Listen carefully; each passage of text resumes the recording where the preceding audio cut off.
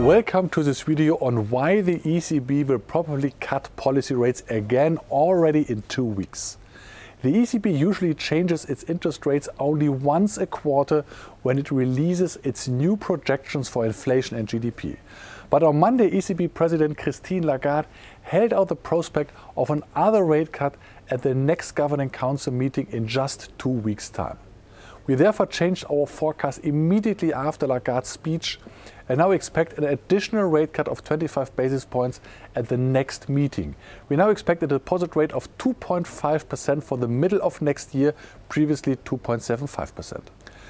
The recent unexpectedly weak leading indicators speak in favor of an interest rate cut already in October. For example, the Purchasing Managers' Index for the manufacturing and the service sector in the Eurozone collapsed in September. This important leading indicator for the Eurozone GDP is now back in recession territory. Inflation is another reason for cutting policy rates soon again. Inflation in the Eurozone is now again below the 2% mark, and core inflation, excluding energy and food, fell further from 2.8% to 2.7%. Compared to August, core consumer prices have hardly risen at all.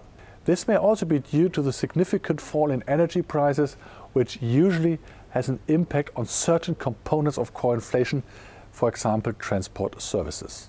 Consumer prices have recently risen more slowly than before. However, it is also true that the inflation rate in September did not fall more than the economists had expected. The fact that the ECB is nevertheless already signaling an interest rate cut for October is probably mainly due to the unexpectedly weak leading economic indicators and the fact that the dovish-dominated ECB Council is generally inclined towards a loose monetary policy. An early rate cut in October does not mean that the ECB will skip the move implicitly planned for December. Rather, we expect it to maintain the high pace for the time being and cut its deposit rate again by 25 basis points to 3.0% in December. First, the decline in leading economic indicators increased the growth risk for the winter half year. Secondly, falling energy prices are likely to continue to somewhat lower underlying inflation for the time being.